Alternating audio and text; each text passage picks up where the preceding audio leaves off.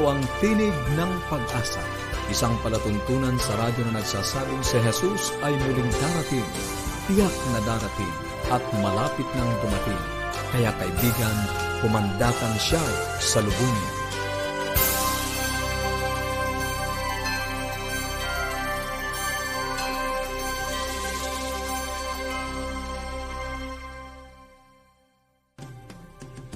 Isang maligaya at puno ng pag-asang pakikinig po sa inyong lahat.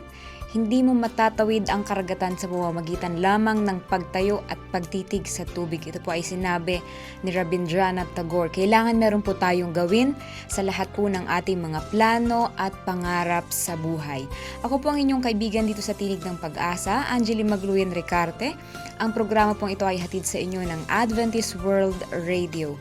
Patuloy po namin kayong inaanyayahan na samahan kami sa loob lamang ng 30 minutong talakayan tungkol sa pagpapanatili ng matatag na relasyon sa ating tahanan at sa pagtuklas ng pag-asang nagmumula sa salita ng Diyos. Kami po ay nagnanais na padalhan kayo ng mga aklat at aralin sa Biblia. At kung kayo po ay merong mga katanungan o meron po kayong mga nais na iparating sa amin, maaari po kayong tumawag o mag-text sa 0917-1742-777, 0917-1742-777, o sa numerong 0968-8536-607, 0968-8536-607. Sa atin naman pong mga kaibigan na nasa labas ng bansa o nasa labas po ng Metro Manila, maaari po kayong tumawag sa atin pong toll-free number 1-800-132-20196, 1-800-132-20196.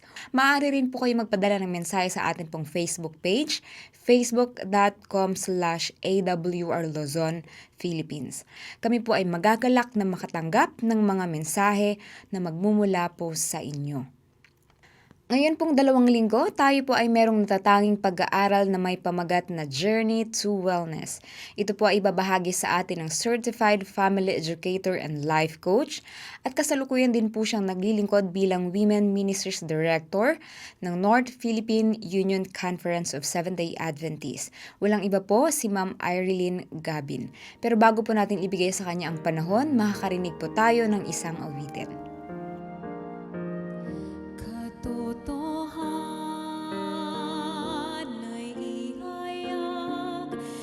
Kristo na nabuhay, muling darating. Huwag matakot na sabihin, kaligtasan ay nasa Kanya lang. Di mahirap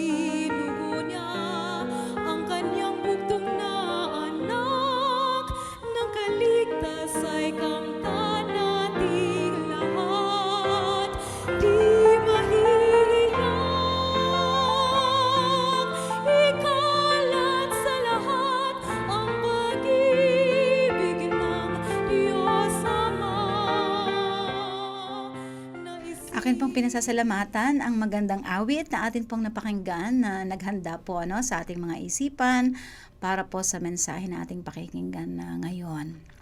Maraming salamat din kay Ann sa kanya pong introduction at ganyan din po kay Leo nakasama natin ngayon sa atin pong studio sa ating Journey to Wellness series. At nakailang araw na rin po tayo sa atin pong pag-aaral. Muli ko pong binabati kayo ng isang mapagpalang araw. Sa araw-araw po na atin pong nararanasan, alam ko po na iba't ibang mga hamon o challenges ang inyo pong kinakaharap. Ngunit tayo laging magpasalamat sa Panginoon sapagkat patuloy niya tayong binibigyan ng buhay, ng kalusugan at gayon din ang pagkakataong ito na tayo po ay magsama-sama sa isang mahalagang pag-aaral. Dati sinabi ko na po na ngayong pandemya, maaaring iniisip natin, marami tayong mga hamon, maraming mga negative naman nangyayari. Ngunit alam niyo po ba, maraming mga pagpapala ang Panginoon na ipinagkakaloob po sa atin sa panahon na ito ng pandemya. Ito isang pagpapatunay na talagang mahal po tayo ng ating Panginoon. Ito po ang dahilan kung bakit amin pong iniaalay sa inyo ang aming programa na ito na Journey to Wellness. Tayo nasa isang paglalakbay at maranasan nawa natin yung kaginhawahan, yung kasiyahan, at gayon din ang pagiging malapit natin sa ating Panginoon at sa atin pong mga mahal sa buhay, sa panahong ito na meron po tayong krisis na nararanasan. Ang ibig sabihin, hindi po dahilan ang krisis para po tayo ay hindi maging masaya. Okay, muli naming iniaalay sa inyo ang programang Journey to Wellness at ngayon pong araw ang atin pong pag-aaralan ay may pamagat na Clean Air, Blessed Air. Okay, may sabihin, malinis na hangin, okay? At gayon din pinagpalang mga tagapagmana ng Panginoon. Iuugnay ko po ang title na ito, itong dalawang ito sa atin pong pag-aaral ngayong araw na ito. Nais ko po kayong hilingan na yumuko sa isang panalangin. Mapagpalang Panginoon, muli na naman kaming nagpapasalamat sa inyo sa magandang pagkakataon na muli kaming makapag-aral ng inyong magagandang mga pangako. Maikli ang panahon, ngunit kami nagpapasalamat na binigyan niyo po kami ngayon ng pagkakataon upang muli kaming maging malapit sa inyo sa pamamagitan ng inyong mga salita at inyong mga pangako. Salamat po sa pakikisama ng Banal na Espiritu. Hinihiling po namin ito sa pangalan ng aming Panginoong Jesus. Amen.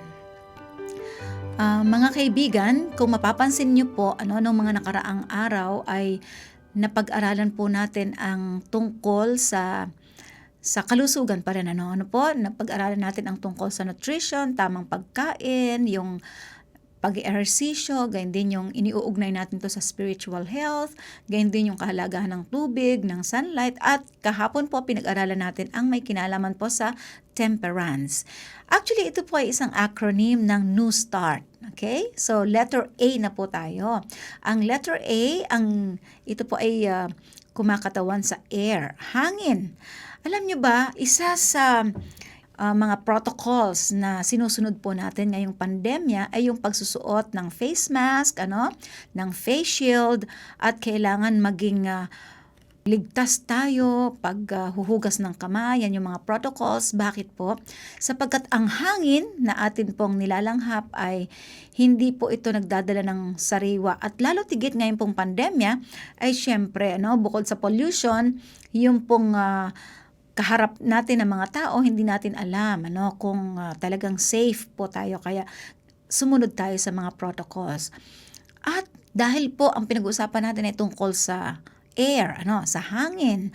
Alam naman natin na sa panahong ito talagang hindi na po ligtas yung ating nilalanghap, di ba? Kaya nga po tayo ay ina-advise tayo, if you have your farm, if you have your garden, punta kayo sa mga greens, sa mga makahoy, para makalanghap tayo ng sariwang hangin, lalo tigit sa Metro Manila o sa iba pang mga syudad na talagang thickly populated o nandun yung traffic. So ang mga sasakyan ay pwedeng magbigay po ng polusyon.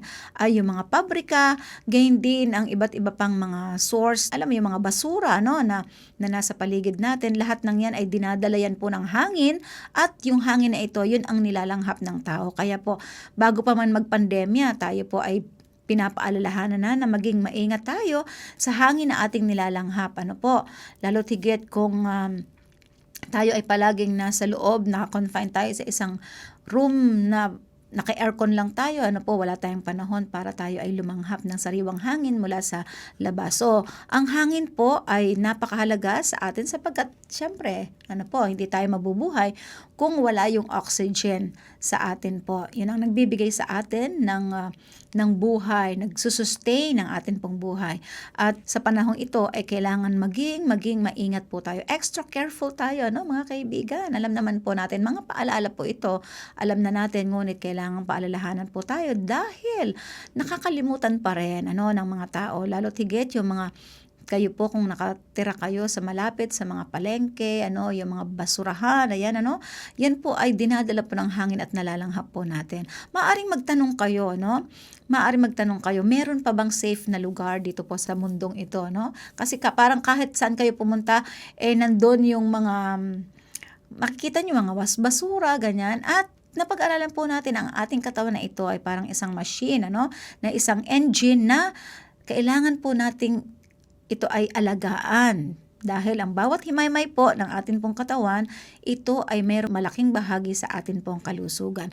At ang nilalanghap po natin ay makakaapekto, negatively or positively, depende kung ano yung nilalanghap natin sa atin pong katawan, at posible po na magkasakit tayo kung ang ating nilalanghap ay hindi maayos. Bakit ko binabanggit ang lahat ng ito? Sapagkat marami pong mga tao ngayon ang parang nawawala rin po sila ng pag-asa. Ang programang ito po ay magbibigay po sa atin ng pag-asa, hindi makakapag-discourage sa atin kung hindi magbibigay sa atin ng pag-asa. Pag-aaralan natin, ano ba ang pangako ng Panginoon? Is there a better place than this earth? Meron pong mas magandang lugar na ibibigay sa atin ng ating Panginoon, at ito po ay dito sa lugar na ito ay makakalanghap tayo ng sariwang hangin, at magkakaroon tayo dito ng masayang pamumuhay, malusog, yung ating optimum health ay mararanasan po natin dito sa lugar na inihahanda ng ating Panginoon. Ulitin ko, mayroon pa bang lugar na mas maganda pa, mas sariwa ang hangin na atin pong matitirahan liban sa mundong ito? Alam naman po natin na may ipinangako ang ating Panginoon sa atin na tinatawag po itong langit. Okay? Tinatawag itong langit. Ano po ang sabi sa Juan 14:1 hanggang 3? Huwag magulumihanan ang inyong mga puso. Magsisampalataya kayo sa Diyos, magsisampalataya naman kayo sa akin. Ano po yung unang sinabi ng ating Panginoon? Ito ay sinabi niya sa kanyang mga alagad, at gayon din sa atin. Sinabi sa mga alagad bago siya umakyat sa langit. Ang sabi ay, huwag magulumihanan ang inyong mga puso. Don't worry about life.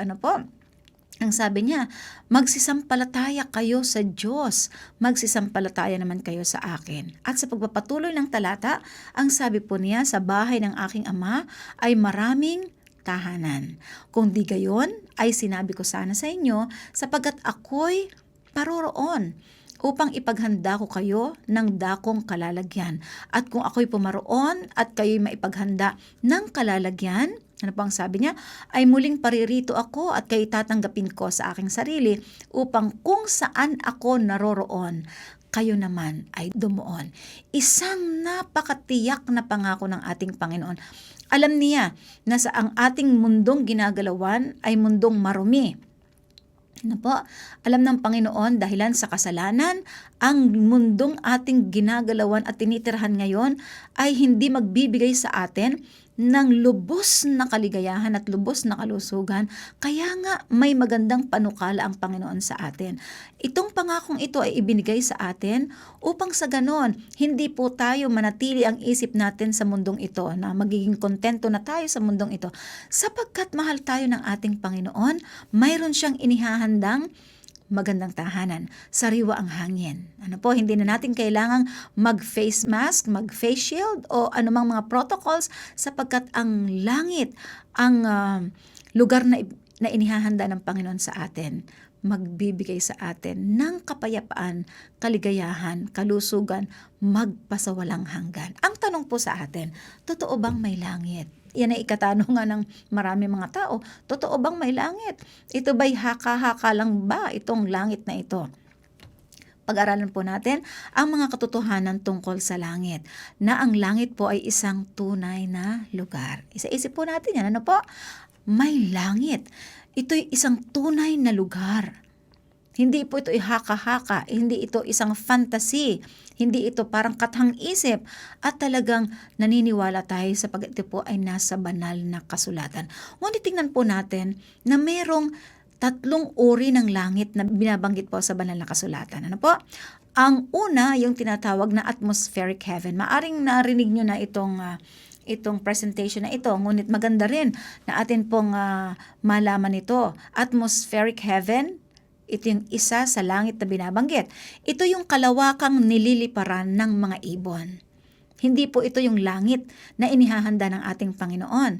Sapagkat ang sabi po sa Heneses 1:6-8, at sinabi ng Diyos magkaroon ng isang kalawakan, at ginawa ng Diyos ang kalawakan, at tinawag ng Diyos ang kalawakan na langit. Ito yung tinatawag na atmospheric heaven, ang kalawakang nililiparan ng mga ibon. Ano po?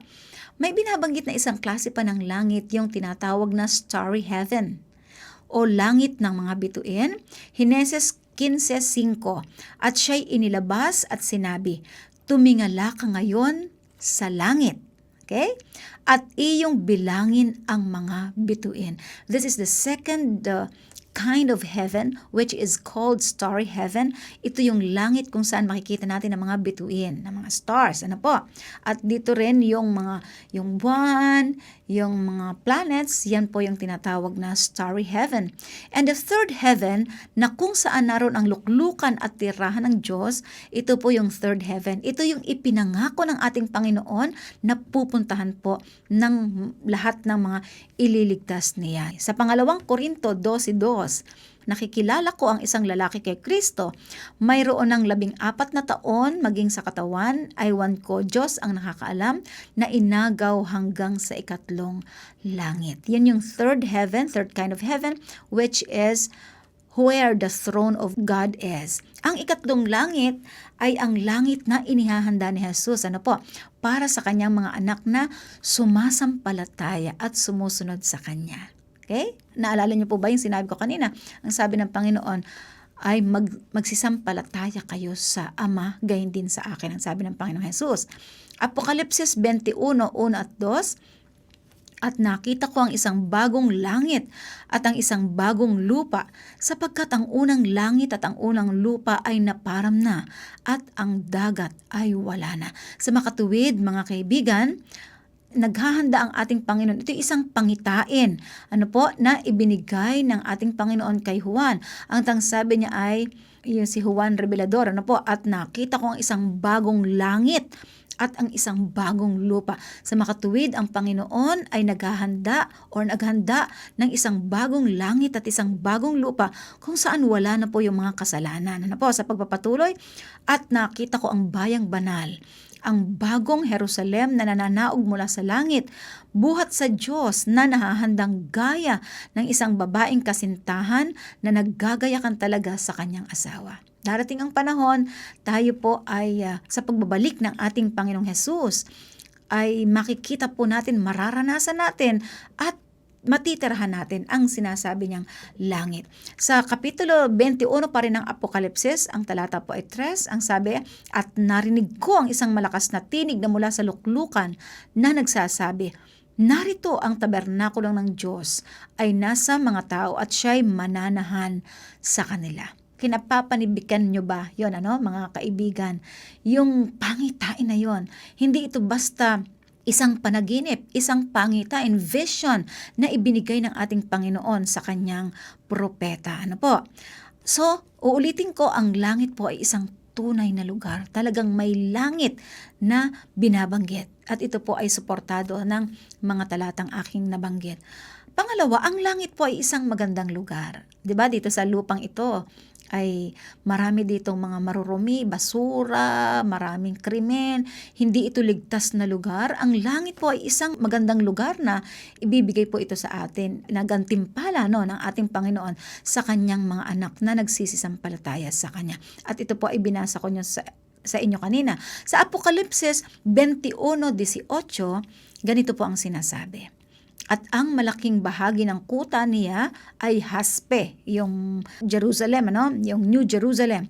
At ang bayan ay dalisay na ginto na katulad ng malinis na bubog. Mag-isip kayo ng napakagandang lugar, napakagandang bahay na inyong nakita dito po sa mundo. Hindi natin maikukumpara ang kagandahan ng langit na inihahanda ng Panginoon para sa atin. At ang isa pang katotohanan tungkol sa langit, ang langit ay isang malinis na lugar. Malinis. Bakit po malinis? Sapagkat ang sinasabi, walang marumi o anumang karumihang papasok doon. Walang kasalanan doon. Apokalipsis 21:27, at hindi papasok doon sa anumang paraan ang anumang bagay na karumaldumal o siyang gumagawa ng kasuklam-suklam at ng kasinungalingan, kundi yon lamang mga nakasulat sa aklat ng buhay. 'Di ba? Ang langit ay isang magandang lugar, malinis na lugar. Napakasarap mamasyal doon sapagkat hindi ka matatakot.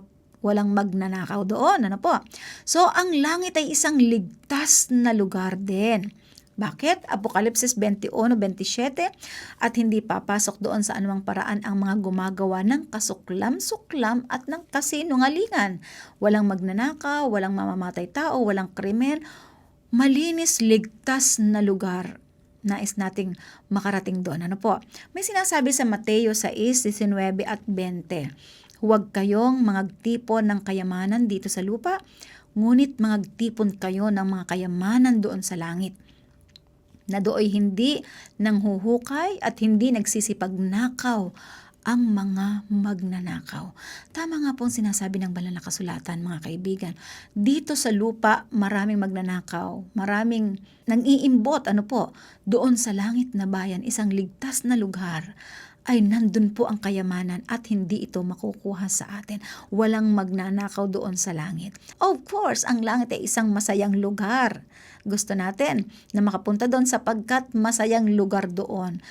At papahirin sa Apokalipsis 21:4 at 2, at papahirin niya ang bawat luha sa kanilang mga mata, at hindi na magkakaroon ng kamatayan, hindi na magkakaroon ng dalamhati, wala ng panambitan o ng hirap paman. Ang mga bagay ng una, ay naparam na. At yaong nakaluklok sa luklukan ay nagsabi, narito, ginagawa kong bago ang lahat ng mga bagay. Di po ba? Napakagandang ating isipin na ngayon na meron tayong pandemya, na hindi malinis ang ating mga nilalanghap, ay magiging blessed air tayo. Tayo po ay pinagpalang mga tagapagmana ng ating Panginoon. Isaias 35:10, at ang pinagtutubos ng Panginoon ay mga babalik sa Sion, at walang hanggang kagalakan ay mapapa sa kanilang mga ulo. So, binanggit din sa banal na kasulatan sa Isaias 11, 6 at 9, na at ang leopardo ay mahihigang kasiping ng batang kambing, hindi sila magsisipanakit o magsisipaniraman sa aking buong banal na bundok. Ang ibig sabihin sa langit ay ito'y masayang lugar, maging ang mga hayop, ay walang pag-aaway, hindi sila magiging mabangis kung hindi maaamo ang mga naroroon. At syempre, ang langit po ay tagpuan ng mga banal.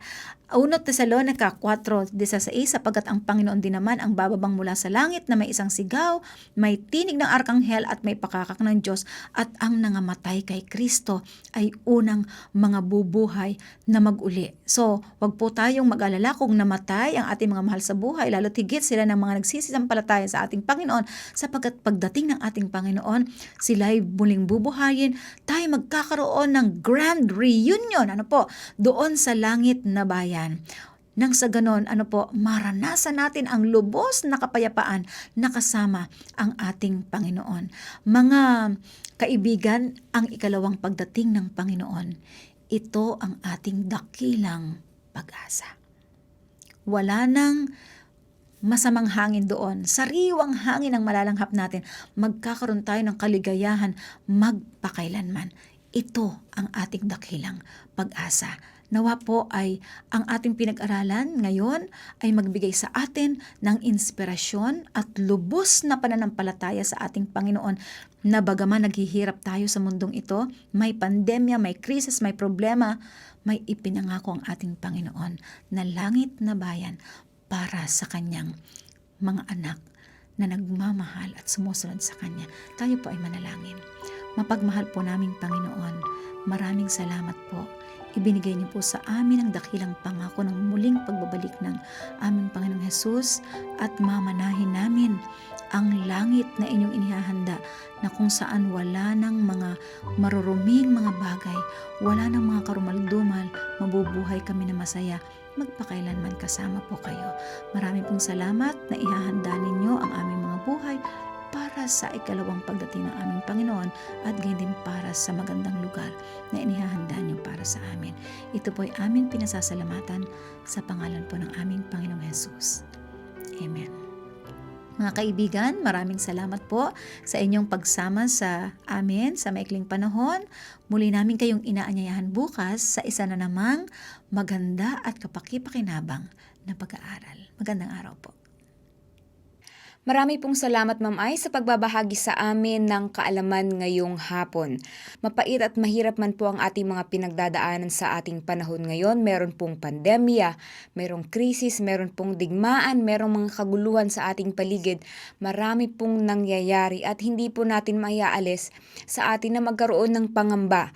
Pero nawa po ang maging kalakasan natin sa araw-araw ay ang katotohanan na atin pong narinig ngayong araw na ito. Merong espesyal na lugar na inihanda ang Panginoon para sa atin, at ito po ay ang langit na bayan. Sa mga nais po na magkaroon ng mas malinaw pa na pag-aaral patungkol po sa bagay na ito o sa meron pong mga katanungan, maaari po kayong tumawag o mag-text sa 0917-1742-777, 0917-1742-777 o sa numerong 0968-8536-607, 0968-8536-607. Maaari rin po kayo magpadala ng mensahe sa ating pong Facebook page, facebook.com/AWR Luzon, Philippines. Bago po tayo magtapos sa atin pong programa ngayong araw na ito, nais ko pong magbigay ng katanungan, at ang unang 3 na makakasagot po ng katanungang ito ay mabibigyan natin ng 100 pesos sa inyo pong mga GCash, At ito po ay maaari ninyong isend, yung inyo pong mga sagot na maaari po ninyong isend sa numbers na ibinigay po natin. Ang atin pong katanungan ay sasagutin nyo lamang ng true or false, okay? True or false, hindi po T or F. True or false. Yan po ang inyong pagpipilian para sa inyong kasagutan. Ito po ang katanungan. Ang langit ay isang lugar na inihanda ng Panginoon para sa lahat ng sumasampalataya sa Kanya at sumusunod sa Kanyang kalooban. True or false? Ulitin ko po. Ang langit ay isang lugar na inihanda ng Panginoon para sa lahat ng sumasampalataya sa Kanya at sumusunod sa Kanyang kalooban. True or false? Yan po ang ating katanungan para sa araw na ito. Mag-text na po kayo or mag-comment, at ang unang 3 po ay makakatanggap ng 100 pesos. Yan po ay ipapadala namin sa inyo pong mga GCash. Sang-ayon po sa Apokalipsis 22 verse 20, ang nagpapatotoo sa mga bagay na ito ay nagsasabi, Oo, darating ako. At habang inaantay po natin ang kanyang pagdating, panghawakan natin ang kanyang mga salita sa Isaiah 59 verse 1. Narito, ang kamay ng Panginoon ay hindi maikli na di makapagligtas, ni hindi mahina ang kanyang pandinig na ito'y makarinig. Stay safe and healthy po. Bukas pong muli.